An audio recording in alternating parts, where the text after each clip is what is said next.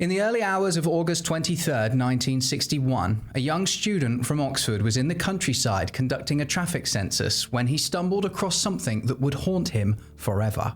In the long grass, he saw something strange and approached with caution. As he peeled back the layers of foliage, he found the bodies of Michael Gregston and his girlfriend Valerie Story riddled with bullets. Naturally, he was stunned at the sight and stumbled backwards. As he landed, he heard a long, exasperated groan come from Valerie Story as somehow she was alive. This is one of the most famous murders in the UK. Not only because the murderer was one of the last men to be executed in the country, but years after his death, DNA evidence put into question whether it was even him that did it. Ladies and gentlemen, my name is William and this is the Baker Street Bureau. If you like true crime, paranormal, and the outright unexplainable, you're in the right place. Now, I've set myself the goal of 100 subscribers before the end of the year, so if you enjoy the video and you want to join me on my journey, that's the best way that you can support me.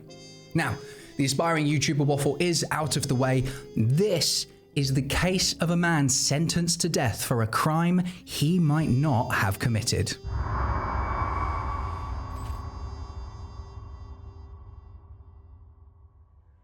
In the late evening of Tuesday, 22nd of August 1961, Valerie Story was sitting alongside her boyfriend Michael Gregston in his car in a cornfield in Buckinghamshire when out of nowhere, a man approached the car and tapped on the driver's door window.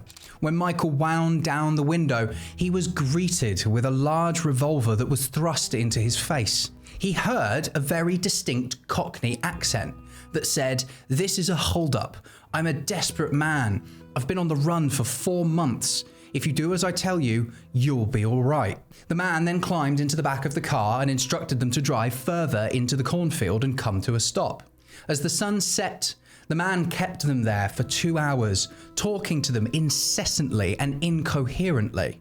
In her recount, Valerie said that he had a very distinctive way of speaking and pronounced words like think and things as think and things. Somewhere inside of the senseless ramblings, the man stopped at around 11:30 p.m. and told the couple that he was hungry.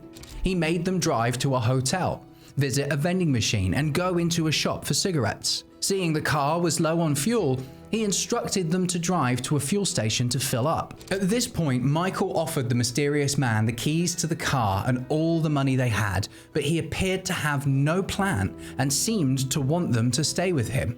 They continued to drive aimlessly around London and continued along the A5 north to St Albans before joining the A6. By this time, Michael had grown tired of the man's actions, and despite being armed and clearly unhinged at one point, he refused the instructions to pull into a lay-by. He was met with aggression and threats if he didn't do as he was told, and both of them were told that he wanted to find somewhere to sleep. If he went to sleep though, he had a problem that the two people he was holding at gunpoint could just disarm him and flee. So the gunman said that he would have to tie them up so that he could get some rest. They pulled over at a place called Dead Man's Hill, and the gunman proceeded to tie Valerie's hands behind her back with Michael's necktie. He then saw a bag which contained some clean clothes and ordered Michael to pass it to him. But as he went to pick up the bag in compliance, 2 gunshots rang out in the vehicle. Michael had been hit twice in the head and died instantly. In a state of disarray, Valerie screamed, "You bastard! You shot him! Why did you shoot him?" The gunman said that Michael had frightened him by moving too quickly. Valerie pleaded with the gunman to make a choice: shoot her or let her go and get help for Michael. The gunman ignored her and instead told Valerie to kiss him. A struggle broke out in the vehicle as Valerie resisted, but after extended threats of violence and having already proven he was capable of following through on those threats, Valerie stopped resisting. He covered Michael's head with clothes from the duffel bag and forced Valerie to undress. After committing a vile act, the gunman went on to order Valerie to remove her boyfriend's body from the car and then show him how to operate the vehicle. It became apparent to Valerie, in the shaken, terrified state that she was, that the gunman didn't know how to drive a car. Valerie left the vehicle and went to lay by the side of Michael's body in the ditch that she was instructed to leave him in. As tears rolled down her face, she heard the car door shut behind her, thinking that the ordeal was over, until the crunching sound of footsteps approached. The gunman was approaching, and in a final bid to survive, she pulled all of the money out of her pocket and thrust it upon him, begging for him to take the car and leave. He took several steps back, turned, fired, reloaded, and fired again. Of the 7 shots taken, 5 had made contact with Valerie. Satisfied that she was dead, the gunman got in the car and fled south. Exhausted and in a fight for survival, Valerie lay as still as she could until she felt comfortable that he had left. In agony, she fought to her feet and attempted to flag down any vehicles by waving her jacket until the searing pain became too much and she passed out next to Michael. After being discovered 3 hours later by the Oxford student, she was rushed to Bedford Hospital and underwent emergency surgery. The surgeons discovered that she'd been shot 4 times in her left shoulder and once in the neck, which had left her paralyzed below the shoulders. A few days later, miles away in London, a .38 revolver was discovered poking out from underneath the seat of a London bus, fully loaded and wiped clean of fingerprints. With the gun was a handkerchief, which provided DNA evidence used many years later, but we'll come back to that. The police immediately issued an appeal to boarding house keepers to report any unusual or suspicious guests. The manager of the Alexandra Court Hotel heard about this and reported that one of their guests had locked himself into a room for 5 days after the reported day of the murder.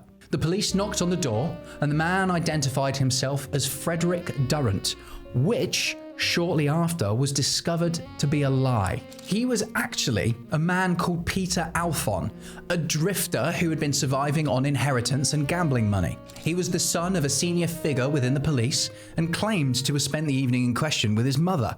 After spending time with his mother, he stayed at the Vienna Hotel in Maida Vale. The police quickly confirmed this story, and Alphon was free to go.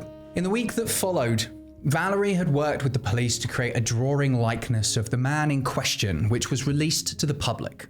Although, strangely, only a few days after this was released to the public, Valerie had given a different description to the police. Things were starting to get confusing and twisted. The police were starting to doubt Valerie's recollection of the events, and everything was being cast into doubt. A further development came when a woman reported to the police that a man attacked her in her home in Surrey. The man claimed to be the A6 murderer who was now being widely circulated in the media and gaining notoriety. During a criminal lineup, she identified the man. It was Alphon, the man previously cleared of any involvement.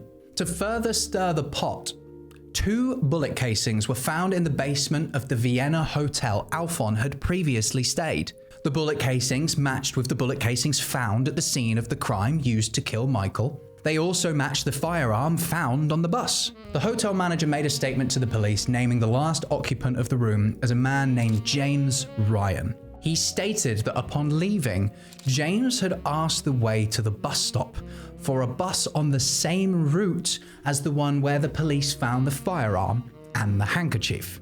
Furthermore, the manager said that Alphon had stayed at the hotel just as he'd claimed to, but remained in his room the whole time. After deciding how to move forward with this information, police raided the hotel and further questioned the manager, who, for some unknown reason, changed his story.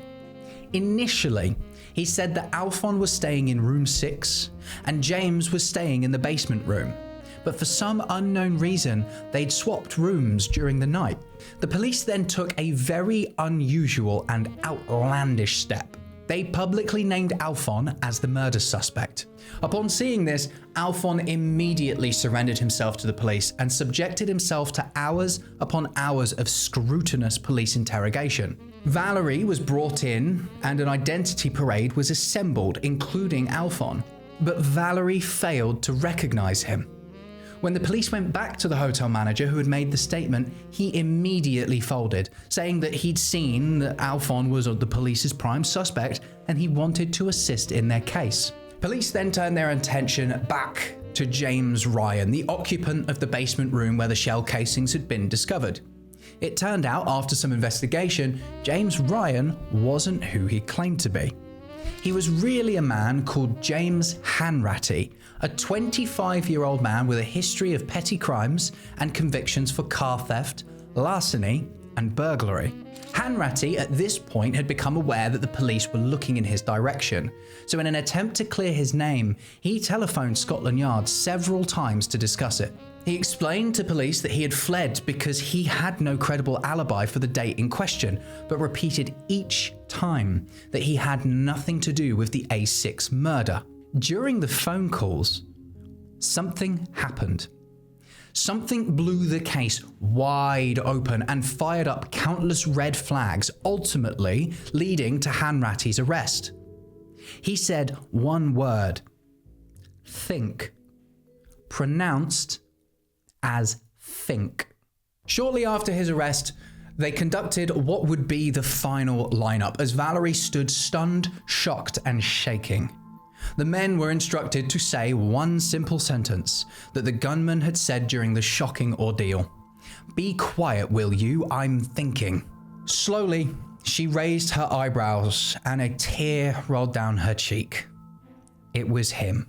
What followed was, to date, the longest trial in English legal history, and it was a media storm. It took place only 9 miles away from where the murder happened to help make life easier for the paraplegic Valerie. Hanratty's initial defense was that he'd been in Liverpool on the day of the murder. However, halfway through the trial, he changed part of his story, claiming that he'd in fact been in Rhyl, North Wales. His defense also stated that there was no conclusive forensic evidence to prove that it was him, with the only thing that they had was the blood group of the assailant. That blood type, Group O, was shared by 36% of the British population. It was also shared by Alphon. So, outside of Valerie's identification of Hanratty, there was no other evidence that he had been in the Maidenhead area. Whilst he was a professional thief, he had no history of violence and had allegedly never owned a firearm. Furthermore, Valerie stated in all of her statements that the gunman had no knowledge of how to drive the vehicle, and when she watched him drive away, he was a terrible driver, crunching the gears, staggering. He didn't know what he was doing. But Hanratty was known to the police as being an experienced car thief. Something didn't add up. As the trial went on, Hanratty was questioned about his alibis. He claimed that he was staying with friends in Liverpool at the time of the murder, and that he'd also gone to see one of his criminal friends and former cellmates, Terry McNally, to sell some jewellery. He said that he handed his suitcase to a man in Lime Street Station with a withered or turned hand. This man was William Usher, who had 2 fingers missing from one hand, and he claimed to partly remember the name Ratty being spoken to him and accepting a suitcase from someone. Oddly enough, this man was never called up to be a witness at the trial. I mentioned before that Hanratty changed his story partway through the case. He confessed to his defense barrister that he invented part of the Liverpool story because he wasn't sure if he could prove where he really was. The reason he was in the coastal town of Rhyl was supposedly to sell a stolen watch to a fence, arriving there in the evening of Tuesday the 22nd of August and staying in a boarding house near the railway line. To admit to this would risk revealing the identity of the fence and putting Hanratty's life and future dealings in tremendous danger, which explains his hesitancy to be forthcoming with that information. Detectives tracked down the landlady of the guest house, and whilst she said she recognized Hanratty, she was unable to pin down the exact time and date that he stayed there. The prosecution also managed to produce witnesses attesting to the fact that all the rooms were already occupied on the night of the murder, and accused the landlady of being an unreliable witness due to her links to the fence and other criminal dealings. The jury had heard enough and retired to consider the evidence presented to them. After 6 hours, they returned to ask the judge for the definition of reasonable doubt, as there seemed to be some uncertainty amongst the group. A few hours after that, they returned again to enter a unanimous verdict of guilty.